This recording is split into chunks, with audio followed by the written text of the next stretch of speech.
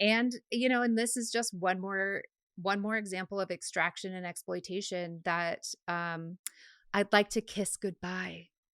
Hashtag one Are of you the my new? least favorite Joshes. Yeah. Are you the new Joshua Harris? I would never say that to me again, Lindsay. Oh my God. How dare you? Welcome to Holy Ghosting, a podcast from your middle-aged mom friends about deconstruction. And I am Lindsay, Little Miss Senior Warden at her Episcopal Church in Portland, Oregon. And I'm Meg, Little Miss. I don't know. I'm just going to figure it out. Used to be a good Christian girl, and now who knows? And I'm Sarai, and I'm Little Miss Eclectic Witch because I used to be a really good Christian and had to flee, but I wanted to keep my spiritual life intact. And today, we're so excited to have with us Fina from Mindful Minds podcast. Fina, would you like to tell us a little bit about yourself and what you're doing with Mindful Minds? Yeah. So I'll start off with I'm Little Miss learned how to set boundaries. That's my journey. But yeah, my name's Fina. I am the host of Mindful Minds podcast. It's a podcast where we go through different topics from an intentional lens. And recently that has been a lot about deconstruction and religious trauma. And it's actually kind of shifted the way I've viewed the podcast, where now it's a little bit of, okay, let's talk about all the things we didn't learn in church and let's unlearn the shit that we don't want anymore. And so we talk about things from religious trauma to sex to social justice, sustainability, grief, anxiety. It's all across the board. I've had the podcast we just hit 2 years, and I come from a very conservative religious background. Was raised religious from birth. I was in a religious school at age 3 and then was in that religious school until I was 15. Had a quick little 2-year stint in a public school, which rocked my world, and then kind of got scared and went straight back to a Christian college. So I went to a Christian college for 3 years, and I was just so engulfed in the church. I was the kid that my Christian school, my middle, high school, and elementary school were all the same school, and it shared a parking lot with the church. So I lived there. I had spaces in the church building where I would take naps. I was on the worship team. I was in the choir. I worked in the nursery. I did front desk receptionist work. It was like any corner of that church that I could get my hands on and volunteer, I was involved in. And then a little bit of a background on kind of what kickstarted my exit. I have had mental health struggles my entire life, never really grasped how that fit into the Bible and like Jesus loving me, and always had struggled with it probably from age like 12, just kind of feeling like, okay, like what the fuck, like, oh, why am I dealing with this and no one else is? Got a lot of the fruit of the spirit thrown down my throat of like, you just need joy, you just need self-control. And I was so confused as to how everyone else seemed to grasp it and I couldn't, and I felt like so isolated. And then started to have some social justice stuff just happen in the world. I was a junior, senior in high school in 2016 when the election happened, and watched, and this was then that 2-year stint that I was in the public school. And so I was at a public community college for Running Start, and was hearing my friends like voice that they were like terrified to walk to their cars because they were people of color. And I was like, this doesn't sit right with me. Like, I don't like the way this is making people feel. And I'd always been pretty passionate about women's rights, but in a conservative Christian way. So I was like, I'm a feminist and I love women. I want them to be protected, but also like super pro-life. So it was a little bit like, oh, like not quite. I love women, that's but a tricky rule. Don't have sex, ladies. Yes, that would make me love you more. Yeah, but I was always like a very fiery, independent kid, which was a weird journey in the church because I was the good girl who like wanted everyone to like me. I was the straight A student. I never dated. My parents didn't kiss until they were at the altar. And so like that was my goal. And yeah, they dated for 6 months. So like, it's not that big of a feat. Okay. All right. They held it together for like 6 months and then kissed. And they also had like definitely kissed other people prior to getting married. They got married in their 30s. So thank goodness. They were like born again. But that was my goal. And like kissed the first guy at like 12 and was horrified and like thought I was going to hell. And so I was always like really wanted to be the good girl, but was also like a little bit on the edge of things. I liked to push boundaries, but then at the same time, like have never gone to a party. I've like ever in my life. I didn't drink until I was 21. Like all these things like where I really did want to push boundaries, but didn't really know how. And then flash forward to I go to my Christian college, and quick trigger warning for sexual assault. The first, I think it was 2 months in, I get raped by another student, and it's a very small private Christian college. I was dating that student. It was kind of one of those things where you show up, one person shows interest in you, and you've been in such a bubble your whole life that you're like, holy shit, I can date. I'm just going to pick the first person that I see. And please, since you're in Christian college, first semester, everybody's already engaged. Like, exactly. Hi, welcome to, in my case, Central Christian College of Kansas. Now meet your spouse immediately and couple off. It's weird. It's a lot of pressure. It is. And I also grew up in an environment where I didn't date in high school. I was sexually assaulted when I was 15 as well, but had no idea it was sexual assault because I wasn't educated on consent. Same. And the way that I figured out it was sexual assault was through talking to my future rapist, and he clued me in that I'd been assaulted. Later found out he's like a serial assaulter who preys on girls who have been assaulted prior. And so it's this like fucking very, asshole. this very like creepy, crazy thing. And so start school in August, get raped in October. It kind of shattered the way that I viewed like Christianity. I just was like, I don't get it. Like, I don't get it. I don't get how this can happen. And I went through the worst depressive season of my life. Lasted literally 3 years. I didn't figure out until after I left the college that the reason why it lasted so long was because I was living on campus for 3 years, and that campus was a trigger to me. And so I never could get away from it. I did end up reporting the assault to the college, got raped in October, reported in March. They didn't conclude the investigation until September. Whoa. And they let my assaulter live on campus. He was allowed like on my hall, like, and I could like hear him laughing. I would like shut my bedroom door and lock it and just like sob. Oh my God, I'm so they sorry, handled, Fina. yeah, it's a big thing, but they handled the investigation really poorly. It was very inundated with purity culture. At one point they printed out one of my nudes and slapped it on the table and were like using it to deny my assault. Oh my God. Yeah, it's bad. They handled it very poorly. They ended up kicking him out, but they kind of kicked him out on a technicality. They weren't kicking him out because of the accusation of rape. They were kicking him out because he's an idiot. And in his interview, they asked him, yeah, so like when you guys were fooling around, like if she would say no, how many times would she say no before she said yes? And he was like, oh, like 7 or 8. And they were like, you don't think that's problematic? And he was like, no, she said yes. And so they were actually able to kick him out on literally the technicality of like violating that form of consent. But he got kicked out. It ruined my reputation at the school. No one knew what happened, and he had spread a lot of lies. And I basically hid in a hole for 3 years. I was having seizures weekly because of my anxiety, had multiple suicide attempts throughout college, also got into a second abusive relationship during college that had a partner who would tell me I wasn't skinny enough and all of this bullshit. This is all happening in a very condensed period of time. Yeah. And so during this time, July 2018, which was 3 months before the investigation concluded, my church that I'd grown up in for 15 years, our head pastor got kicked out for 30 accounts of sexual misconduct. What? That's a lot. I was like, all right, guys, nope.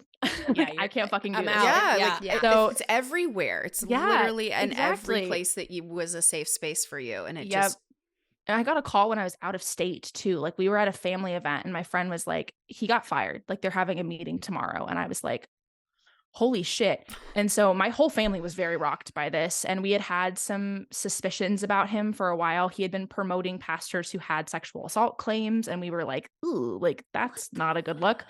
And my family was going through the sexual assault investigation with me. And so they started off, of course, not wanting women to be raped. But by the end of it, it was like, no, we've seen how this has affected our kid. We've watched this in real time. Like we're way more passionate and educated about this than when we entered. And so I left the church immediately, told my parents, you will never see me set foot in that building again. I won't go for holidays, Easter, nothing. Never stepped foot in the church again. That was it. Blocked everybody. Started writing some blog posts about the church. They kind of popped off, got a call from the head pastor, and he was like, hey, like, shh. And so during all that time, I kind of shifted to the, like, I'm going to be a progressive Christian. Like, I can do this. I can do the like liberal Christian thing. Started getting really passionate about sex education. And it totally changed my stance on abortion strictly because of my assault. I thought if I got pregnant, I would either terminate the pregnancy or I'd kill myself. It's one or the other. So it totally shifted my stance on abortion. I'm now incredibly pro-abortion, have a t-shirt that's like abortion, abortion, abortion. And so totally shifted everything. And then by the time I was a senior in college, I had tried the progressive thing. I'd gone to a smaller church, tried to restart it, got abused there. And I was like, guys, this is fucking dumb. Like, I can't do this anymore. Tried to go to a little tiny liberal church that was like super queer affirming, didn't believe in creation. And I was like, yes, like this is my home. And it was a great church. I just was like, I'm tired. I can't keep doing this. And so I waited until I graduated college, because if I announced that I was leaving Christianity while being in this Christian college, I'd get kicked out. Yep. So I waited until the month after I graduated college and made a public statement on my Instagram saying, I'm leaving. If I'm someone that used to pray for you, I'm not going to be that person anymore. Don't come to me for it. If you comment, you're wrong, or I'm praying for you, you're getting blocked. I don't care if I've known you since I was 5, you're out. Stayed pretty firm with that, and then went through a pretty serious, like 2020 to 2022, like I'm angry at everyone and like am really aggressive and a little too confrontational, and then have kind of winded it down for the past year and a half and just tried to like learn and grow and heal. And the podcast kind of got birthed out of all of that. And that's a very long-winded of my background, but my background's a little complicated. So it's a little bit, you kind of got to know a lot of it to understand the holistic situation. But yeah. One of the things that's really interesting about your story is, of course, I think Meg and Lindsay and I all have many similar experiences and parallels to what you experienced. And I can't get over how fucked up it is that you had that experience like recently. Yeah. When we all had those experiences 20 years ago and have been talking about it and shining a light on it, and yet it's still so pervasive in the evangelical church in particular and beyond. Religion is a really good place for hiding the truth and acting like we have real great big ethics and like literally just being disgusting underneath. Yeah, of course. And the thing that's crazy too is like I didn't grow up in like a super conservative state or anything either. Like we're talking like I grew up in Seattle. This is like very liberal, very like out there kind of city, and you still have shit like someone printing out a nude and putting it on the table to deny someone sexual assault. Like it's really deep. I'm kind of curious. You mentioned that you did a lot of work, volunteer work with your church, as I'm sure all of us have on this episode here. Oh, you know it. We all got our little like jewels in heaven coming. Yes. What do we always bring it back to? We joke that like we all like the stacking of the chairs and the unstacking, like it was like everyone was expected, you know, a lot of chair movement happened. Oh yeah. And oh it yeah. was like touted as very important. Like needed to move these chairs. You know what? Humble yourself and do these manual labor tasks for the Lord. I'm really interested in the nature of the volunteering that you did, because when I was at church, the volunteering I did was like worship team and leading youth group and whatever, a bunch of other shit. And I don't know, it wasn't necessarily about creating anything good in the community or helping people who needed help that weren't affiliated with the church. That in itself does fly in the face of the idea of charity to me. I'll have to do my nerd nonprofit shit right now. Sorry, everybody. It's just, I can't help it. Nonprofits are literally the same as a C corporation, meaning that they're governed by a board of directors. The only real difference is that a nonprofit is tax exempt because instead of accruing dividends and benefits to shareholders like a C corporation does, instead those benefits need to be reinvested back into the mission of the organization to continue to perpetuate the public good. Every single one of us is a shareholder in every nonprofit that exists. Because they're not paying taxes, they're supported by our charitable dollars, by grants, by whatever, in churches famously also, by everyone giving them money. So yeah, I'd love to hear a little bit more about what kinds of things you did and like how charitable did you feel like they really were in the end for anyone? Yeah, so for context, the church that I started going to when I was 5 and went attended until I was 18, 19, basically until the scandal broke, was what I call a mini mega church. So, if you look at like what classifies a mega church as a mega church, we did classify, but we weren't Hillsong. So like, but we were big. We grew to 4 campuses at one point while I was attending. It was pretty modern, and it wasn't necessarily modern in the beliefs, but we had youth services where, we're playing the trendiest music. Our pastor is absolutely tatted. We were the skinny jeans and Chelsea boots and the oversized long tees and the wide brim hats, and that everyone's drinking the exact same drink. We had like a case of Red Bull under the first pew. They had fog and lights and Ooh, I love a good strobe fog lights. machine. Yeah, it was like, and the funniest thing is my partner grew up Mormon. If you grow up Christian, you don't know what other religions really do or what they are or what they believe. And I'd always was taught that like Mormons were basically just Christians that got it wrong. And so Yeah. I had no idea like the traditions and the differences in the structure. And when I first told my partner, like I showed him a video of one of our conferences because we did the big conferences like Passion or like Hillsong conferences. And I showed him and he was like, "Oh my God, what is that?" And I was like, "Oh yeah, this was like our youth conference." And he like immediately pulled up like a photo of like the Mormon temple and like showed me some of the hymns that they sung. And I was like, "Oh, we did not grow up in the same environment." Yeah. Like we are not the same. no, this is not This the is same very thing. different. And so it was a mini mega church. I started volunteering when I was 7. And so it just started with me in the nursery. And then I would, there really weren't any other options for me to volunteer besides just like nursery and random like serve the homeless nights because everything else, most of the volunteers were in youth programs and I was still a youth. So it didn't really work. But I started going to our middle school group. And our middle school pastor was like, "Hey," he kind of started to like rope me into doing some more like responsibilities, having random things. And then we were picking new pastors. And I thought this was just like, boy, oh boy, I felt so special. He came to me and was like, "Hey, like, we're going to be trying out a new pastor," because I knew he was leaving. And he was like, "I'm not going to be here. Can you listen to the sermon and let me know what you think about it? Like, let me know if you like him." And I was, what, 13 maybe? And I was like, "Yes, of course I can. Like, this is my mission." And so I was like, felt so special and so important. And pretty soon after that, started getting put in kind of minor leadership roles. I started doing worship team when I was in 7th grade at the church. At the school, I was on our worship team in 5th grade. And so I started the worship team when I was like in 7th grade, slowly started kind of getting more and more and more involved, especially when I got to the high school program. Because once I got to the high school program, we were about 2 years into this new modern tatted pastor. And he like really changed the game of how our youth group ran. It was still kind of for kids, to be totally honest, before him. And he created what he thought was, I think, an experience that college students would want, I guess. And so you had high schoolers, and like the second church camp that he put on, they marketed it as like a rave, and like there were like strobe lights and like color dust. And the first night we had a house party and they squeezed everybody into a tiny house on the campus of the church camp and were blasting like rap music.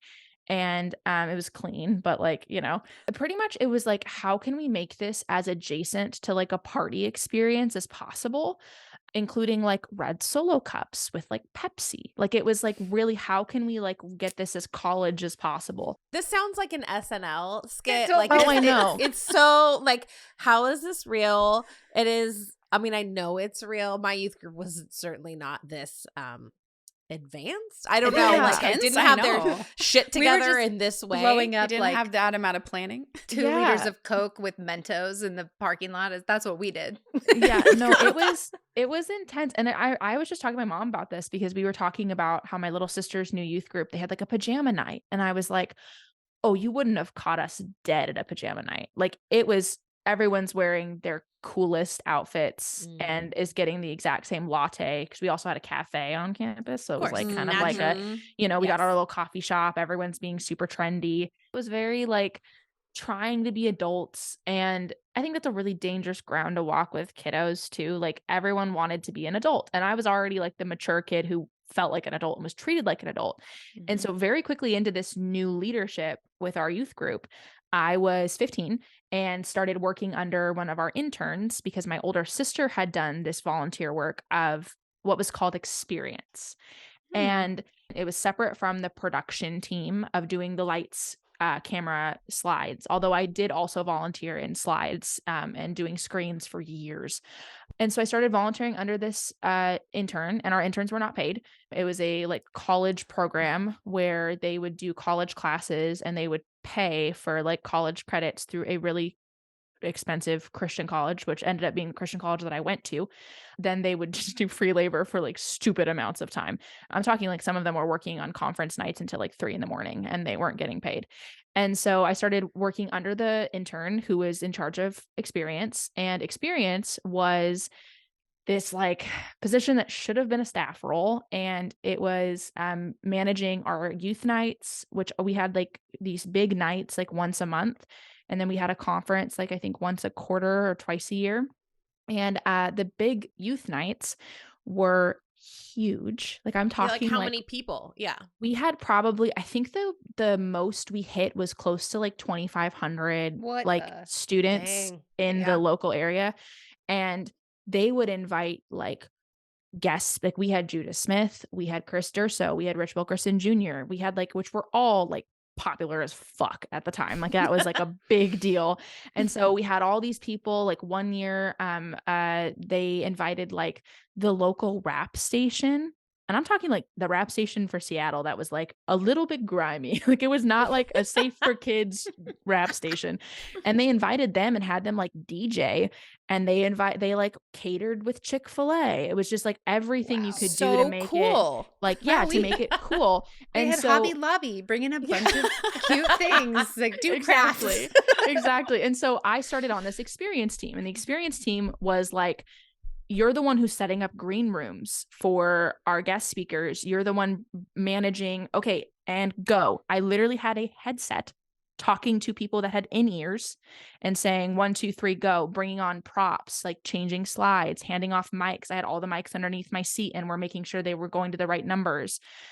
We had Planning Center at the time, which is still what a lot of churches use, which is like an app. It's an app that does planning of services. It correlates all the numbers of mics, the song order, all that stuff. I would go to meetings. And then what happened is this intern graduated, and they tried to bring on an adult to volunteer in the position. We had 2 separate adults that were not interns that tried to do the volunteer position. Both were like, this is way too much work, and bailed. And so at age 15, I took it over by myself and was doing this like insane workload, completely not paid. I had a key to the staff offices. I had an office that I would use. I was basically staff, and I was 15. And in school, right? And in school.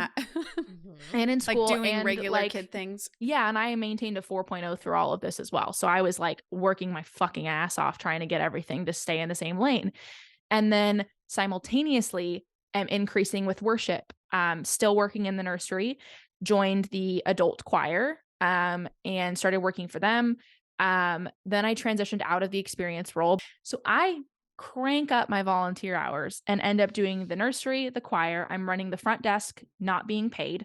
And I'm talking the front desk for the whole church, not getting paid. I'm also running the worship team and doing slides and doing production. And I calculated it, and I was doing like close to 27 hours of work like a week, unpaid. And from there, did worship, was on our worship team for like the next 2 years. Did they love you? Like, I bet they just here's loved the fucking you. crazy Did thing. you get awards for like No. best volunteer? No. And this is the thing Fina. that's such bullshit. I didn't really know our pastors. They didn't make any effort to know us, despite the fact that I was like, here's your coffee, here's your snack, like here's your mic, and go. Wow. And like, they did not give a shit about me. And I didn't get a thank you. I didn't get a thank you card until I literally graduated. And I had been doing this for 5 years basically. And none of them knew me, like none of them knew my background. I don't even think most of them like knew where I went to school. It was just like I was just there and I was Yeah, did serving anyone and like have you over for dinner? oh, absolutely not. Ugh, Absolutely not. I had just no relationship with any of them Mm-mm. whatsoever. The people I had relationship with were the fucking production team because I was Mhm. the background person being like, and go. Okay, change that slide. Oh, we need lights on so and so. And those were a group of men in their 20s, which is also, thank God that didn't turn bad. They're all really good guys, so they weren't creepy, but and I didn't get any really thank you recognition, nothing until I graduated. I got like a thank you card and I was like, cool. Cool. Wow. Did the thank you card have a gift? Did you get a gift card? I think I got a gift card to their cafe, which I was like, Oh, God, Oh, fuck The off. lounge, Okay, baby. you know what? what? No. yeah, but It wasn't so, even enough for a whole latte. no. So it was, I mean, it was like really intense. And I would say out of all of that, maybe if we're lucky, 10% was actually like charitable work. Like Mm. 10% of it was literally maybe those nights where we would go out and give PB&Js to homeless people. Like that was probably it. And then of course I had like a World Vision thing where I would like sponsor a child with my allowance because I felt like I had to. And I just canceled that like 2 years ago and I felt so bad. I was like, oh my God, this kid is not going to have any money. And my sister was like, he'll be fine. Like they'll find somebody else. You're good. You don't have to keep sponsoring people. It's fine. Like they're not an ethical organization. You can tap out. And I was like, okay. The guilt, Like man. it felt The so guilt. bad. But I yeah, did it this- was very, very limited charitable actual volunteer work. It was just serving the church and giving them free labor for no fucking reason. So I have a fun follow-up to that is like my husband and I, when we were dating, so this was probably like 19, 20 years old, our youth pastors left the church and we had been obviously volunteering just as youth leaders at the time. And we would do like a Bible study. We had this one called Doers of the Word and we would go out and serve people in the community. And that was like what we kind of wanted to change the youth group to be. So when the youth pastors left, the administration asked us to come and to like stay on and all volunteer and to take over that interim youth pastor role. We were like, hey, are you going to hire somebody for this eventually? Because like we're not getting paid. And they said, okay, fine. We're finally going to put out the job description and the salary and all of that. And so we applied and we were granted a courtesy meeting by the pastor, not a job interview. And we were told that our volunteer work was great, but that we were not qualified to run the youth group, even though we had been running the youth group for the last 6 months. So what? That kind of bullshittery of like, we'll accept your labor, but we will not pay you for it is kind of just that to me is the gist of church volunteerism. Oh. Dude, everything, Fina, when you were talking, I was just like, oh yeah, I had that. I've had that. I've had that. It was just like so many times when I was thinking back, like preparing for this episode, I was thinking about, I went to this church when I lived in Southern California for a really long time. I went to a Christian college down there. All I wanted to do was work in the music industry. I got hired at a indie record label that had some like, it wasn't a Christian label, but it was like certainly adjacent to like a Tooth and Nail. It had a lot of Christian-ish bands or in that right world. And so I ended up going to a church in Long Beach, California that the worship leader was actually in a band on my label, which again wasn't a Christian band, and I loved her.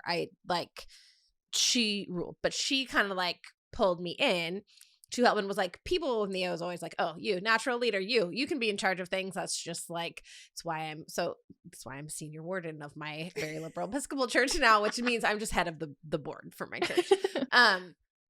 And so I remember because I have a lot of event planning experience. So and it wasn't a mega church, but it was big. There was probably, I don't know, 700 people on a Sunday, maybe, like nothing crazy, but I couldn't do, like, I remember visiting a couple churches in LA that were like the super production-y, felt like a rock and roll show. I never could go like that far. I needed something that felt a little bit more intimate. But I remember at this church being kind of terrified of the pastor. He was a really good speaker, but he was intense. And so she pulled me in to help me. Like, I don't remember what my title was, but I was sort of like worship direct. Like I was telling people, okay, you go on stage now. Same thing. I had I had a headset. I remember like baptism days were a big day, like where people had to go. And I would like run the production meeting before. And I remember again, yeah, I'm like 20 years old or whatever, or maybe like 22 at this point. And I don't think the pastor knew my name ever. I certainly didn't ever like hang out with him. I was always terrified of him. And I just remember being like sitting there being like, I know how to do this, and I could do it. Like I would go put on South by Southwest showcases, I'd be but for some reason doing it at church was more terrifying, and I don't know why. Maybe, and of course, yeah, it was tied to your salvation. Maybe, I don't know. Yeah, it's for God. I don't know. It was just like it never felt right. I guess you didn't get a lot of thank yous. It didn't ever because I think I wanted that community. Any evangelical church I went to in my adult life, because I'm a pastor's kid, so like my church was growing up. Felt like community because it was like all we did. It was like my whole life. But as I got older and went to evangelical churches of my own volition, I mean, what you were saying, like, I just felt like nobody, I was like, I went to Imago Dei here in Portland for 8 years.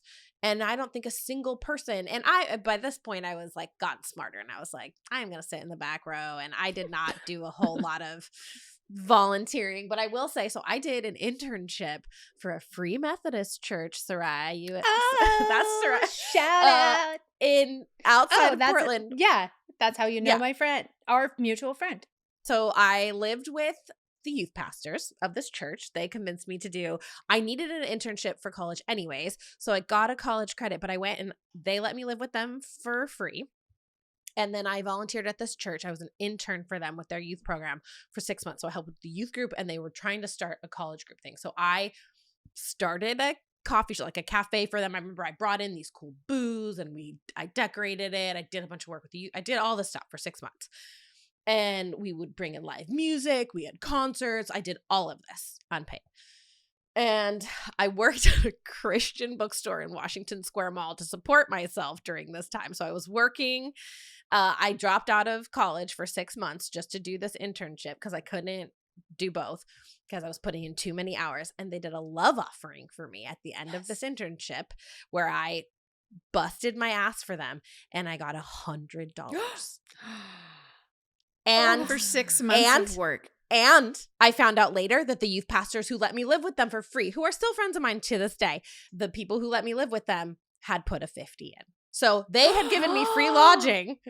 And so literally no one in that church gave a shit about what I did. And I was just like, yeah, it was real bad. I was so hurt. I was just like deeply wounded. Yeah. I was like, clearly you don't value anything that I did. So yeah, that was a fun time for me. Why I didn't just like walk away then is beyond. I know. me. I think the exact same thing. Like my husband and I, well, we weren't married at the time, but we didn't walk away from that church. We continued to go there and to serve and to volunteer until they hired their fucking youth pastor. And we're like, okay, that makes sense, I guess. This is just God wants us to do it. So Yeah, I mean, I know that one of the things that I figured out because I moved for college, right? So like I wasn't going to my same home church, but I still was in my head like, oh no, this is still my church until the scandal. And then I was like, okay, never mind.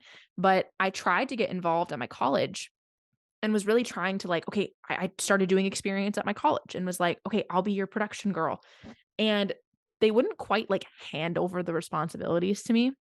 And they like didn't want me to actually take it over. And I remember feeling the first like few months of college, I was like, this isn't working. Like, I don't feel like how I felt at my home church. I don't feel like I belong here. This isn't giving me the same like fulfillment. And it hit me like probably 6 months into going to my college that the reason why I loved my home church so much had nothing to do with the home church and had everything to do with the fact that I was in a position of power and felt special and had a key card to the offices and felt like I was like kind of big shit and like felt really cool and had a purpose. And I'd show up early every single Wednesday to get everything ready. I was never attending services just to attend services because I was always there to do a task. And I found that really interesting and really fun. And on the weeks I'd I remember I had a little period of interim time where I wasn't doing anything at the youth services. I was doing volunteer work in other areas, but it was in between production and worship where I just left production. I was taking a little break and then I was going to try to see if I could join the worship team. And I was so bored. I was like, oh my fucking God, I can't do this. Like, this is so boring. I hate being in these services. Like, this is so like, I couldn't be less interested.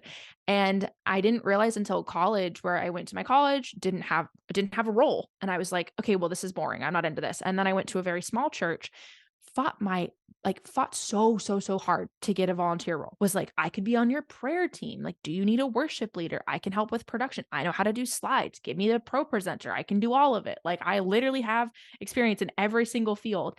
And it was a really small church. They had just launched. I was trying so hard to get involved and they wouldn't let me. And it was very bizarre. Like, I was like, you guys, like, I'm offering free labor. Like, let me do this.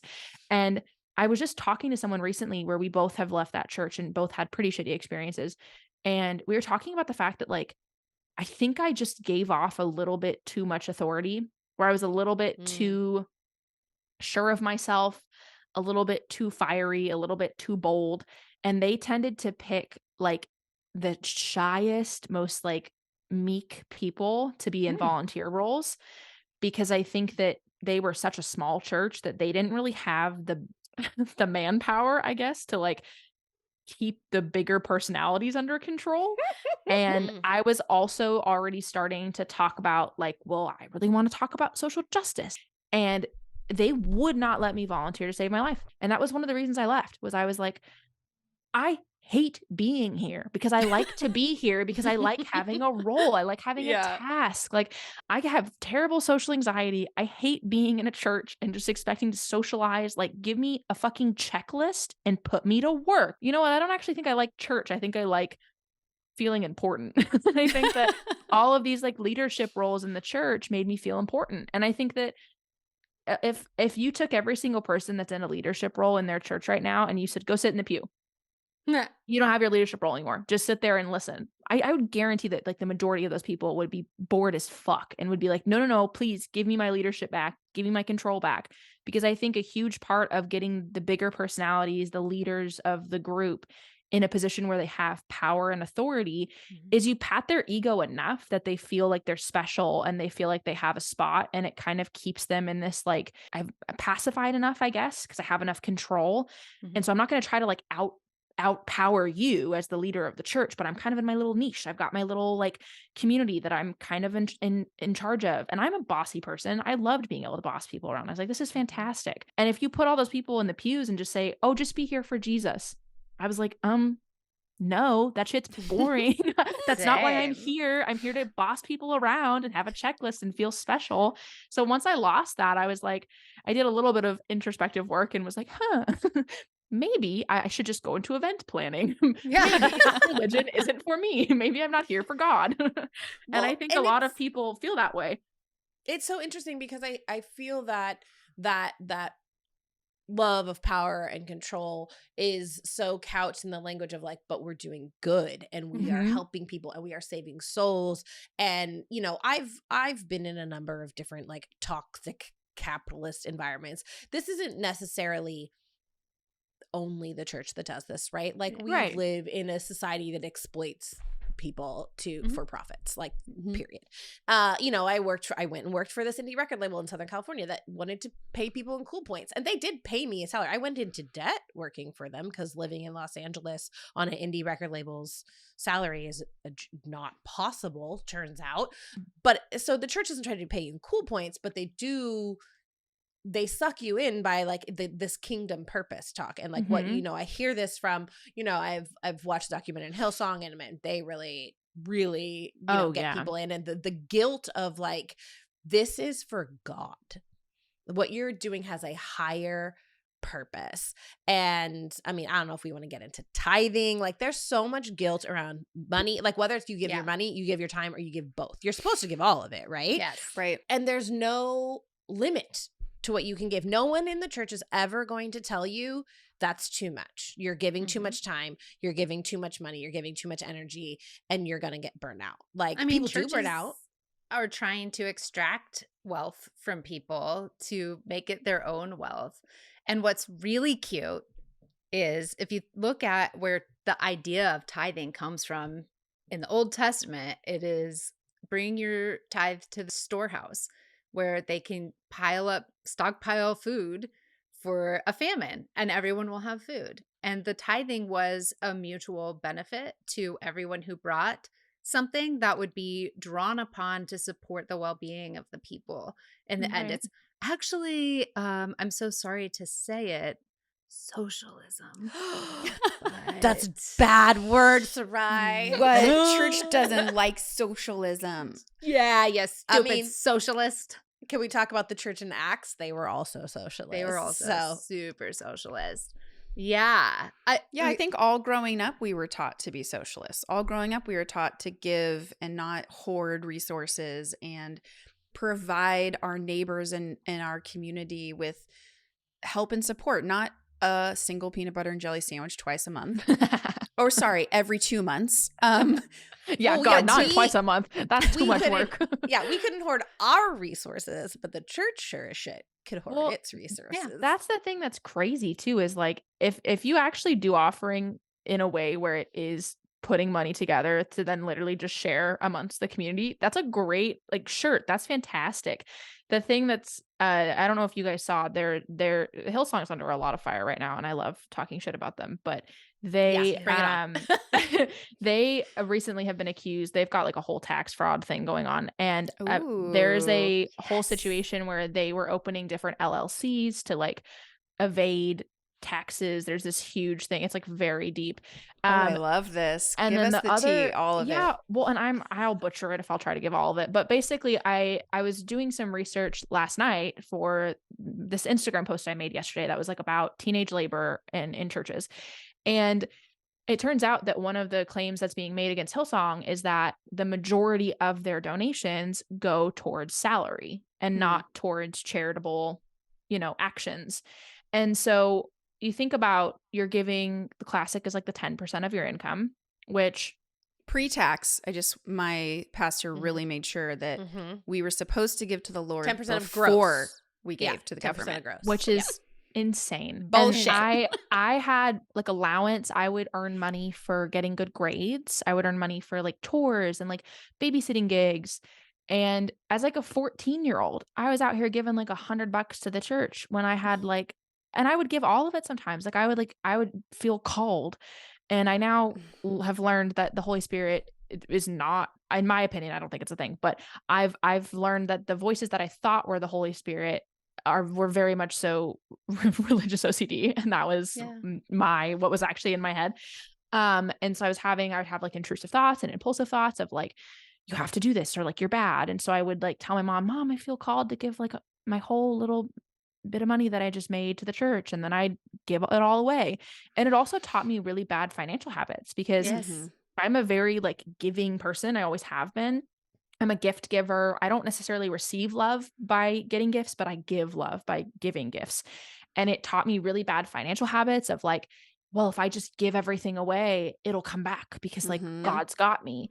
And And you're rewarded and praised for that too. Yeah, Like well, I imagine people in your church seeing this child give $100 or whatever to church, they're probably just like, oh my gosh, isn't that the like, depending on how discreet it was or whatnot. But I just know in my own life that like, oh yeah, you get whatever cheered you on. gave, yeah, it's just Yeah. like, and so again, that's like this thing where you're like, ooh, this feels good. I'm Oh gonna yeah. keep doing Yeah. this. Like, And I now like I have such bad financial habits and am so in debt because I've had so many situations where I give to other people with money that I should just be using to like pay my own expenses because I don't have a super good grasp of like when to be generous and when to take care of myself because I Yeah. got so taught to like put others before myself to the detriment of myself. Yes. And then you look at the whole 10% thing. I heard I was listening to a podcast about cults and she was talking about the Nexium cult. And she's a survivor of the Nexium cult, was like talking about her experience and started just talking about red flags of cults. And a few of her red flags were like, is there smoke when you leave? Because if there's smoke, there's fire. And talking about if people are making a huge fuss when you leave and are either like attacking you or disparaging your name, like you're probably in a cult. And she started talking about like, I know it's kind of controversial to like call religions cults, but like But if they you check are. all the boxes. And so she mentioned, she was like, yeah, and for the record, like anyone who asks for 10% of your income, that's a cult. And I was like, oh fuck. Like I've never thought about it that way. But yeah, I think that like the offering donation aspect, even this gets super fucked up, but I've heard from a lot of people talking about two things. One is that they have felt like if they had a gift like singing, creative, whatever, it had to be done to better someone else's life. It couldn't just be done to make them feel good and to give them joy and fulfillment. And that it's been a huge journey for them to step into just doing things to make themselves happy and make themselves feel fulfilled. And when I was looking at career paths, I was looking at all of these really intense career paths that would be very draining. And I actually had a grandparent who was not religious tell me, hey, you don't have to be a social worker or a trauma therapist or a this or a that, all these things that would just trigger your trauma. You can just go and be a barista and have fun. Like you're allowed to do that. And I was like, oh, what the fuck? And then the other side of that coin is you want to use your gifts for yourself, I guess, and also just to fulfill yourself and not feel pressured. The other thing is that if you ever have anything bad happen to you, you feel like it has to be a testimony. And the way that this ties in, I don't know how you guys did your offering talks, but we had people come up and share their really gruesome testimonies and then it would guilt us into giving money. And so after I was assaulted, I was in a small church and 4 months after my rape was like, yeah, I'm going to get on stage and like share my rape story as an offering call, and got on stage and was like, yeah, like this is how Jesus has saved me, like, and healed me from my rape. And also like you're 4 months post a trauma like that, you have no, I don't know, hindsight or awareness of like how much it actually fucked you up. Oh, And even if especially when you're still a Christian, because you're not yeah, supposed to ever feel fucked up by anything. yeah. And even if you're like doing good and you're maybe you're feeling okay, you have no idea like when it's gonna flare back up again. And it was one of the things in my healing journey that I was like, okay, what the fuck? I thought I was over this. And it would come up and then it would, because decrease. Jesus And healed you. That's Yeah. I mean, my entire childhood is. I mean, I was raised by people who went through horrible traumas and Jesus healed them and they never Right. went to counseling or took medication. Right. Or Same thing with the forgiveness. You don't actually work on things. It's like, oh, we've just forgiven you. It's why we see abusive pastors come back to power so many times. Absolution versus accountability Yep. again. Yep. And so I got on stage to share this testimony. And funny enough, I did it twice. So both were offering calls, which is just like, What so does that fucked mean? up. Like for people that don't know, so you would get up and you would kind of share a testimony of a hardship and then how God like helped you or saved you. And then they would say, give us what? money. So Let's pay God for that good work. Yeah. Like pay God. Yeah. How do they connect this trauma experience with give the church give us money? your money? Yeah. So I think it depends on the church, but I know that like, and also kind of depends on the story. It's a very awkward transition to be like, Fina was raped, pay us. Like that's a weird transition. And so I'm like, I feel bad laughing, but I know. It's a weird super transition. fucked up. I think it really depends on the testimony and the situation. Like we would have missionaries come up and share their mission work, and then the tie-in obviously would be like, so easy, let's right? give money to the missions. Like that's a very easy crossover. There's no awkward fumbling with that. It's clean cut. Then you have a rape story and it's a little bit less clean cut because it's like, how do you connect giving to the church? And I don't know how you guys would do offering calls, but the way that they would do it with us, and this was actually with both the churches that I attended, was very much so a like, you prepare the offer and you're the one who ties it back into money. That wasn't really like the person interviewing you or up there with you. It was, you were kind of supposed to tie it in yourself. And so I did it twice. One was a little bit more awkward because I didn't really have a good tie-in. It was just kind of like, yeah, and like, now I'm doing it for the Lord. And like, kind of like your money will help more people heal kind of a thing. And then the second time I did the offering call was almost a year later. And my viewpoints on healing had really shifted. A huge part of my healing journey, I've talked about this so much on my podcast, is I joined a support group for sexual assault survivors when I was a sophomore in college. And it single-handedly like transformed my life. It was not religious. It was solely like coping mechanisms and breath work and sitting in a room in a circle in chairs like and we was in a church, but it wasn't religious at all, and with other survivors and just like talking about what you're going through and doing worksheets. And so at this new smaller church that I attended, they had life groups, right? Or like their little tiny groups that they would do. And they were all congregate, like led, like we would lead them. And so I went to them and said, hey, like I want to start a life group, but I want it to kind of function like a support group. And I want it to be for women who have gone through trauma. And I'd love specifically for it to be college age women. And they were like, how can we tie Jesus in? And I was like, okay, I can do prayer requests and I can pray at the end and we can kind of like filter Bible verses in through the curriculum. And they were like, perfect, amazing. And I kind of had to push a little bit to get that going. They were not super interested in the idea of like psychological help in a church. Mm-hmm. And so I didn't create the curriculum. It wasn't like me teaching. It was me pulling from therapist worksheets, therapist aids, therapist books, and just basically like compiling it and teaching that to a group of college age women. Very soon, I nixed all of the Bible verses. I still did prayer requests because I still was like believing in prayer, but I was like, the Bible has nothing to do with this, so we're not going to talk about it. And I would tell the girls, I was like, yeah, this has nothing to do with the Bible, so we're not talking about the Bible. Hope you're okay with that. And we would do it at a third party location so that it wasn't at the church, it wasn't at my school, it was like private. We would rent out this little coffee shop, a side room, like back room, so they had privacy. And so I decided to do an offering call about the support group. And of course, on stage, I'm calling it a life group. And I kind of lied and was like, yeah, I'm like, we talking about Jesus. And we didn't at all. And so I'm up there talking about it. And I don't think it was what they wanted me to say, but I basically was like, yeah, so I found that healing from my sexual assault had nothing to do with prayer and nothing to do with scriptures and nothing to do with the Bible.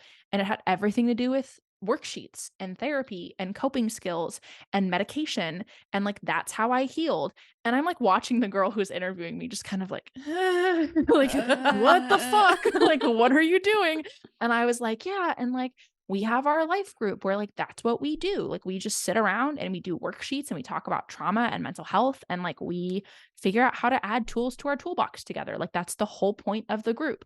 And then I was like, I literally could just see eyes like burning into my skull. And I was like, and we talk about Jesus and like, we love him. And, yeah.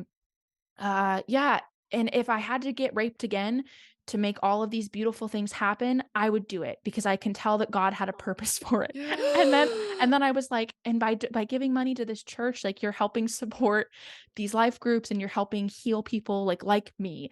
And then I got off and I remember thinking like, damn it. Like I got really close to actually saying what I wanted to say and felt so I could feel the eyes burning into me. And I'm someone where I am very independent. I'm fiery. I will yell back at you. I came from a fighting family. I am not like a quiet person, but there is something that happens to me when I can tell that authority is disappointed in me and the shame like just burns right through me. And I get so meek and quiet. And I go from being like a fighter in fight or flight to like freezing immediately, which I don't do in any other aspect of my life, unless it's an authority figure that I can tell is like shaming or disappointed in me. And so I totally shifted the narrative of what I was going to say. And the offering call basically ended with like, giving money to this church helps rape victims like me, which is like such an awkward way to end an offering call. They didn't invite me back after that. I wasn't allowed to do another one. No, it wasn't true at all. Their money, I didn't get fucking paid. I was doing a life group totally separately. My support group that actually saved my life, I paid for out of my own money, had nothing to do with the church. It was a completely separate thing that I found through psychologytoday.com. Like it was nothing religious whatsoever. But it was kind of that like, I mean, if you think about it, if the church had been paying me to teach this life group, to other women, then sure, you could say that the funds were actually helping support rape victims. I wasn't getting paid. I took so much time out of my own day. And that's one of the volunteer things that I am like actually incredibly proud of, because I went very much so against what the church wanted me to do. I think it was actually really productive. I've had so many people that started off with me in the support group, and the support group was called Mindful Minds. That was how Mindful Minds started. It was a support group. And the pandemic happened and I was like, okay, well, I don't know how to do this virtually. And so started a podcast. And that was how it all started, was just like this little group of women in a coffee shop trying to like fumble around our trauma, all being Christians, all not really having tools or support or a community that would actually help us besides giving us prayer. And we were just kind of trying to figure it out on our own. And like, looking back on that, should we have maybe had a therapist involved to like actually give us guidance? Probably. But we were doing the best with like the tools that we had. And it was funny because to get that off the ground, I truly had to fight that church tooth and nail to get that off the ground. They did not want that to be a life group. They wanted the life group to be, which is hilarious because there was a life group that was playing Mario Kart. Oh, yeah, they were. I'd like to go to that then one. they I don't know how prayed. that. Yeah. And Oh, okay. that got approved like that. And my Dear partner the at the Lord. time was the one who led it. And he got his life group approved so quickly. And then I was like, okay, can I help people heal from trauma? And they were like, no. And I was like, cool. What video Mario game do Kart you like, works. sweetie? Yeah, exactly. Mario Kart works, but God forbid we actually give people tools to heal from the shit that's happened to them. So Yeah. I mean, I think that's part of the problem. As a bunch of fellow Proverbs 31 girlies in this room, I think, yeah, we're industrious. Yeah, we figure out what needs to be done. We get it there. But creating a space for people to heal from their trauma is especially women, is extremely dangerous to the church. Yeah. Because when women are able to say, oh shit, I keep being in situations where I'm being raped by someone and I didn't think it for a long time because I didn't know. You know, I thought it was always my fault because that's what purity culture was for us, is like, you are a woman, you have boobs, therefore a man can't be trusted around you and you have to make sure that you keep him away by saying no, no, no.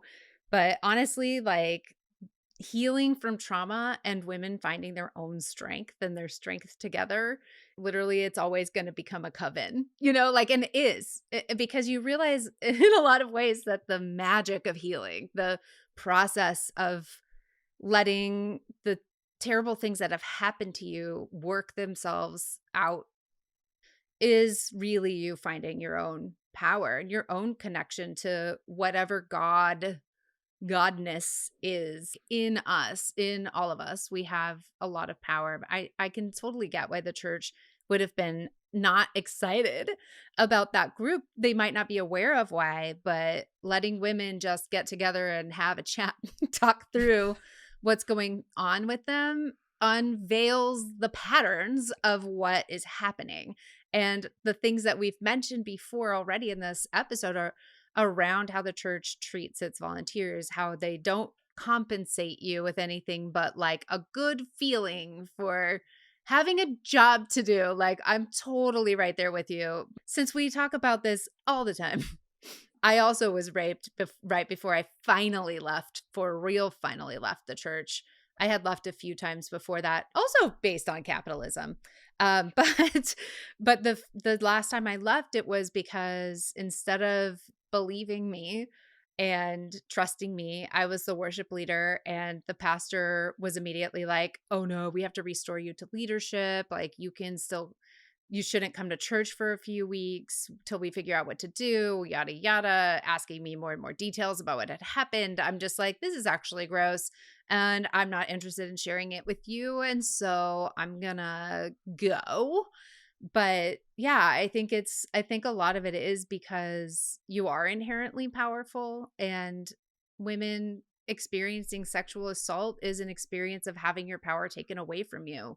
And so to reclaim that power is very important for us, but it's also certainly something that the Christian church, evangelical church in particular, is not super keen on, because honestly, If we're Well, when basing anything on what fucking Apostle Paul wrote, guys. and when we get mentally healthy, we draw boundaries and we don't let people Exactly. we don't let people take advantage of us. And I mean, even into adulthood and working in therapy, I've realized that keeping myself busy, which sometimes can be volunteer work, and but like it drew some boundaries for me, so I didn't have to. Does that make sense? Like, I think throwing yourself into volunteer work Yes. could kind of naturally, in my head, it created like, okay, I don't have to deal with this thing, and I don't have to deal with this trauma, and I don't have to think about these feelings because I'm just going to throw myself into the Busy. work. Mhm. And the church tells you that the work is going to heal you, and that Yeah. the Right. work is this is your community, this is your heart, this is what's going to get you through because you're doing the right thing. And man, it's hard to, as a 41-year-old woman, it is hard to walk away from. And of course, do all of us have so much like internalized capitalism? Like, it's resting is not a thing that I was taught. Nope. Oh, I'm so bad at resting. I've always been a busy bee. But yeah, no, I mean, I think that the other thing is a lot of women that have healed from sexual assault and have talked about it and gone to therapy, because a lot of people, it just sits dormant for years. Yeah. The trauma just sits dormant. I mean, when I did that offering talk, that was probably the first time a sexual assault had ever been mentioned at that church. Yeah. And I had every fucking woman in the room like approach me afterwards and be like, "Oh my God, I was raped when I was 13. I was raped when I was Same. 20." Like, all these people just flooded me. And I'm a Yep. 19-year-old being like, like, okay, like, I don't really know how to handle this. And I'm also 4 months out from my own assault, Mm. very much so not in a space to hear trauma dumping from anybody else or to be a support person for anyone else. But they had no support. And so Yeah. you have these 50-year-old women coming to the 19-year-old being like, "Oh my God, like, how did you heal?" And it's like, like, I haven't, like, I don't know how to do this. And you can just, it was very jarring to me after speaking about it publicly for the first time.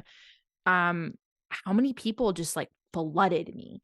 It was like, oh wow, this was something that like you have wanted to talk about for a long time Yes. and needed an opening. You needed an opportunity to chat about it. And it's been a very like interesting thing. I wasn't expecting sexual assault to become part of my identity the way that it did, because I started talking about it so publicly so soon. I grew up as a dissociator. So I didn't really know what feelings were or how to feel them until I was 18, and was raped at 15, was raped again at 18.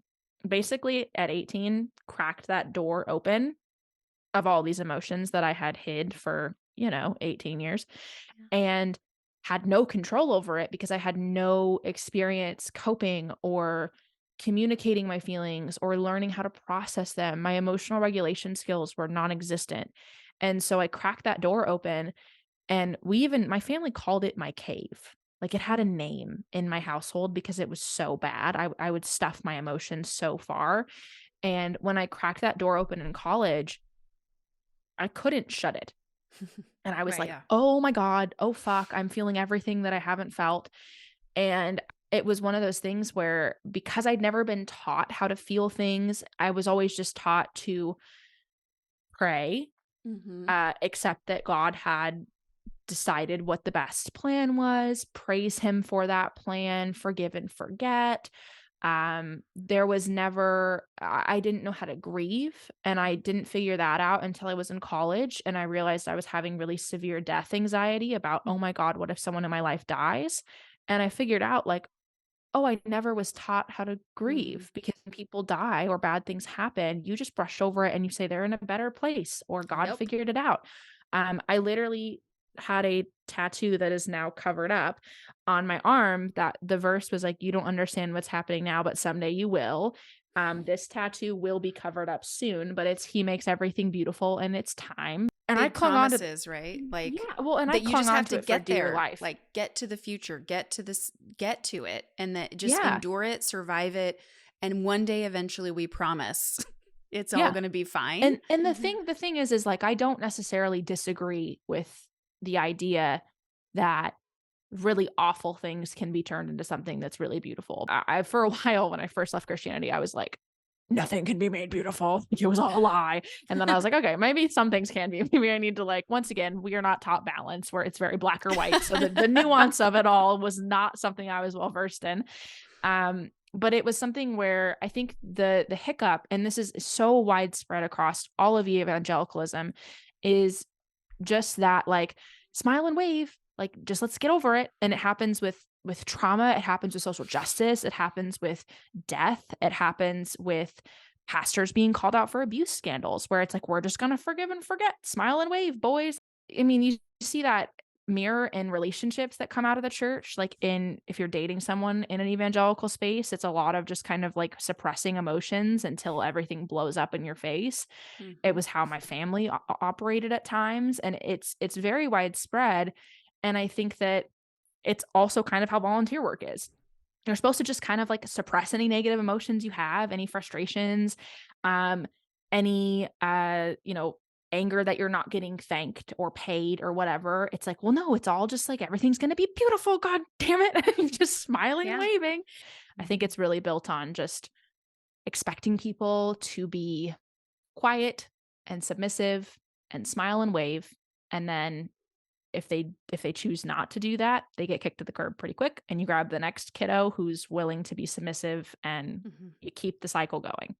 Yes. I mean, the messaging has always been less of me, more of him, right? Yeah. Like you have to shrink and become smaller and become like a cog in the wheel, because the wheel is important. It's got to keep spinning because we got to save those souls. And I think that it's really hard to argue when you're in the thick of it. It's really hard to argue with that logic of like, because this is bigger than you.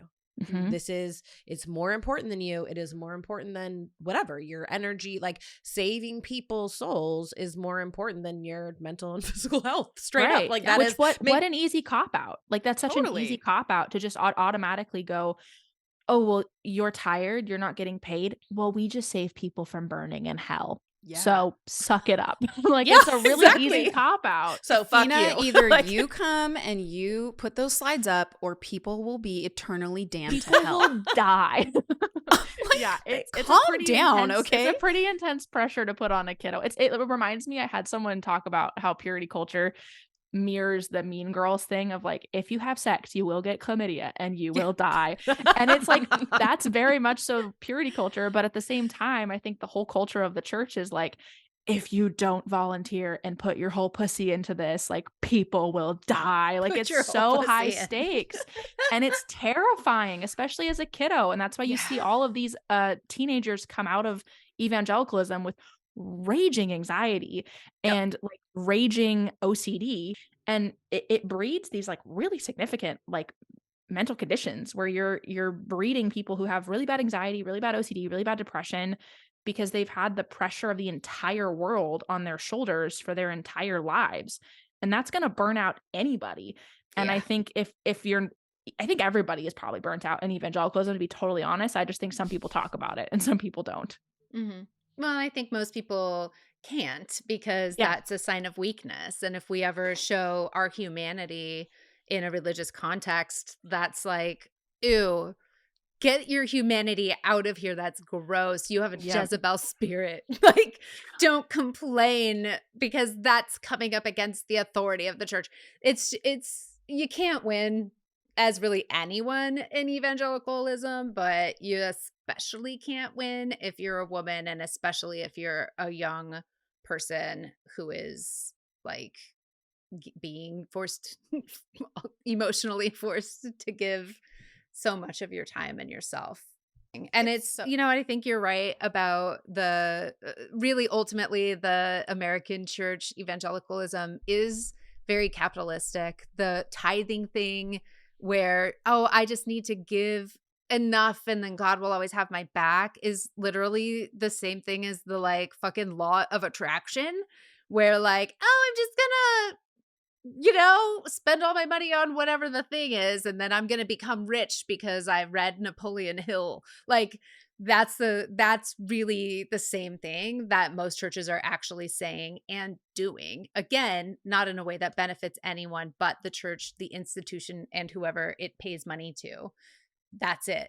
So yeah, I think I have long had a problem with churches automatically having a tax exemption and also still engaging in such political behavior. And, and this is just one more example of extraction and exploitation that I'd like to kiss goodbye. Hashtag one Are of you my the new? least favorite Joshes. Yeah, are you the new Joshua Harris? I would Uh, never say that to me again, Lindsay. Oh my God. How dare you? Okay, I'm sorry. I repent of my Thank you. Okay, transgressions. you are forgiven. I absolve you. Oh, thank you. I will say, so after that experience with the $100 offering, that after my 6-month long internship, like which was a giant fuck you, that's what it felt like.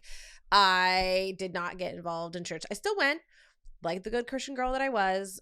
Moved up to, because I went to college in Southern California, moved up here for 6 months to do this internship, went back, graduated from college, stayed down there, worked in record labels, and I moved up here and started attending Imago Day in Portland, and I went there for like 8 years, and I don't think I ever volunteered there, not once, and it felt great. Like I went for a long time, and then I just didn't go anywhere for a while. And now I have found myself at this little progressive Episcopal church that I really love. And it's been really interesting when I got asked to be on the vestry. So I joined the vestry first for a year, which is the church Episcopal for board. And then I was asked after that, when the term came up for the senior warden, I was asked to fill her place. And I said no at first, actually. I was like, no, I was like, I don't feel Episcopal enough. I haven't been going here long enough. I don't.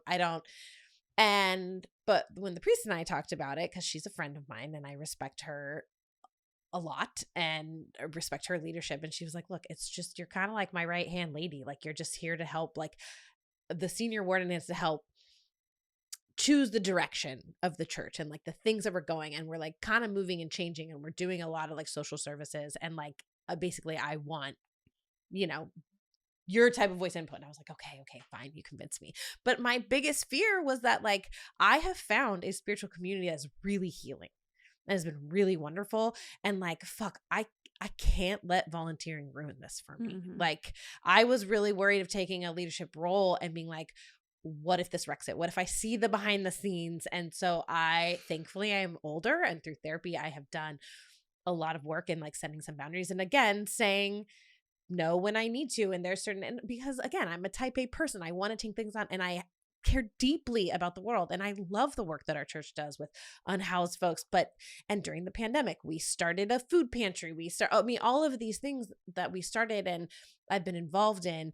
But now, thankfully, I'm at the place where it's like, okay, we have enough people. And let me tell you, one of the things that showed me where I was like, okay, how they prioritize. So we started a food pantry in the pandemic, and the two guys who started were older and they had great ideas, but they just quickly realized like, this is like, it requires a lot of volunteer coordination and also just like literal heavy lifting of the food that gets delivered from the food bank every week. And so within, I think, 2 months of starting it, they were like, okay, we need like one person who's in charge, who runs this, and we need to pay them. And my husband actually got laid off in the pandemic, and so they ended up hiring him to run the food pantry, because they were like, we need someone who will stay. We need someone who will not get burnt out. And it wasn't like a ton of money, but it was enough to make it where he did it for like 2 years, and now there's a new person in that role. And it's one of those, and there's not a lot of turnover. People aren't, it's just, and it's growing more than ever. And so I think being part of a community that values like, this is a thing, a program we want to put into the world. It matters a lot to us. It's growing. We are feeding our community, but like the person who's running it needs to be compensated for their time. And like, again, like now it's bizarre being in control of a budget for a church. Like all of these things are so weirdly, like I had to step away from church and volunteering for a really long time. But I think, again, like you were saying, it's not all bad. I'm not paid to be part of, the vestry or what have you. This is a choice I am making as an adult to do this because I believe in the work and the mission that they're doing. And I want to have a voice and a say in that. But also if there's times where I'm like, I just can't today, or I'm too busy, like I've never been guilted.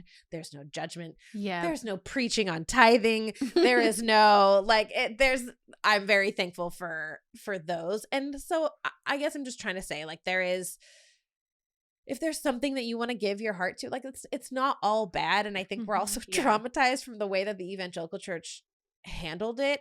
And if you aren't in a place where you can do any of those things, like, yeah, please don't. Like for Yeah. me right now, where I'm at in my life, it's actually quite life-giving. I feel like I've been able to take that part of myself back, because it's something like it's in my personality. I want to be a helper. I want to use my time and my energy and the resource that I have, but I can only do that if I'm in a place where I've taken care of myself first. Like you said, like I'm in a financial place at this point in my life, like I can be generous to others. Right. And it hasn't always been that way. And I think like some of the messaging I was taught in my youth, really, it took me it's been a fun journey. Yeah. And I'll clarify too, because I think the one thing I don't want to come off as, and I've heard this when I've talked about it publicly, especially on TikTok, is people being like, well, you hate volunteer work, and like, rawr, and like getting really angry about it. And for clarification, I think volunteer work is rad. There are so many positions that are both in religious organizations and not religious organizations that they need volunteers. That's the only way that it runs. And like, that's the way that so many really fantastic organizations function and do really great things in the world. And I think it's very common. And I think if you are, consenting, if you're an adult, if it's not, and even if you are a child and you want to help out, but there are boundaries and there isn't guilt. And I think the red flags would be like, if you say no and you get a really drastic reaction, probably not a safe space to volunteer. And I think if you're in a situation where there are all of these aggressively abusive tactics being used, what I was attempting to say earlier was more so of if you're an adult consenting to be in a situation that's toxic and you're aware that it's not very great, but you're making that decision, I think it's a lot different than a kiddo. But I think that there are situations where it's not toxic, and it's one of the reasons why anytime I talk about this shit, I'm almost exclusively talking about mega churches normally. Like, they are really like the people who fuck it up pretty hard. There are some smaller churches that handle it fantastic and are really great with the way they handle volunteers and try really hard to spread it out amongst a really larger group of people, so no one's holding too much responsibility of the volunteer work. And there are ways to do it ethically, just like there are ways to do any volunteer work and a nonprofit ethically, but like it also can get abusive very quickly. And so I think being aware of the red flags is important. And the nonprofit model is also a mess. And I think that as I've learned, more about mutual aid and what that looks like, as opposed to like the standard nonprofit way, like again, American, like white capitalism is like the underlying problem in all of this. Am I doing a good impersonation of you, Sarai? Yeah, you're nailing her. Except for you need to be nodding more while save the Republican bullshit. Oh, right. So I did Republicans. You're perfect, Lindsay. I'm literally like just I'm having a crush on you right now for saying all of these things. It's so good. I mean, it's true though. Like the nonprofit model, as you know, it's like it burns people out, and it makes you feel like the way you explained it earlier is like you do such a good job explaining it, but it's people, you're not allowed to volunteer for a for-profit company, right? That is illegal. But nonprofits, there's literally, as far as I know, no limit on the amount of free labor that they can accept. True. And which is a fun time. Except from their employees, which is a whole other conversation, and that does still happen a lot. You're not allowed to do that. So if you're a nonprofit employee right now and somebody's like, we're having an event and it's just part of your job to show up to it, then I just will tell you, find a different line of business. I mean, stay until you find something, but man, that is exploitive. If you're working for an organization that purports to be bringing good things to the world, and yet they're willing to truly exploit the people who are there delivering those services and those messages or whatever, you are not doing good. You're not doing good to yourself. And the organizations very often are just repeating the same problems that exist in the world that they're trying to solve right back into their organizations. So it is important for us, I think, to always be aware of the places where our boundaries are getting pushed. And especially if we were raised in a way to teach us to not have boundaries of any kind. It's called codependency, but it's also called Christianity, evangelical style. Like that's what it is. Oh, Well, shoot. I just want to say thank you, Fina, for joining us today. And I mean, I don't have true insight into the afterlife, but if heaven exists, the crowns on these women's heads are going to be so full of jewels. Your neck's going to So hurt in heaven. sparkly. And, you know, and that's where we get all the thank yous, right? Is in our crowns of our jewels. Actually, Gosh, no, I can't if say you- words. Biblically speaking, we get to enjoy them for a second and then we're like, oh, Jesus is here. Let's throw this on the crystal sea. And so we don't really get them. They're That's then right. become an No, you immediate get it for a offering. minute. You got to just wear it for a minute. We'll get the group photo and then we'll throw them in that river. And like a minute in heaven is like 1,000 years or something. Yeah, right? I we'll think have that's them how for it a hot works. second. yeah, I'll that's get a good selfie that I can post on my heavenly Instagram. That's right. And prove to all my bitches that I was like God's Mhm. number one. You If I do could win. win in heaven, that would rule. Oh yeah. Thank you, Fina. This is awesome. I really appreciate your time. And everybody, listen to Mindful Minds. It's a great podcast and lots of really good conversation and interesting guests. So thanks And- for doing the oh. work you do. And let people know where can they find you on the internet. Where are you at? You're on TikTok, Instagram, Yeah. all that fun stuff. Yeah, well, thank you so much for having me on, first of all. And yeah, you can find the podcast Mindful Minds on any streaming platforms. And then you can find us on Instagram at Mindful Minds Pod and online at mindfulmindspod.com. And then we are on TikTok at Fina__Bina, which is spelled FINA__BINA. And that is the platform where I do like solely deconstruction content. The Instagram is a little bit of everything, but the TikTok is just deconstruction, just religious trauma, just purity culture. And it's a little bit of humor. Someone recently told me like, oh my gosh, I love the memes that you're making. And I was like, I didn't know that's what I was classified as, but Love it. apparently I make memes on the internet. So you can find that on TikTok. Meg, would you like to close us out with a word of prayer? Just kidding. Shivers And down we- my spine. No Got prayers. you. No prayers today for us, That's but amazing. we Sorry, are holy Meg. ghosting, constantly holy ghosting. That's amazing.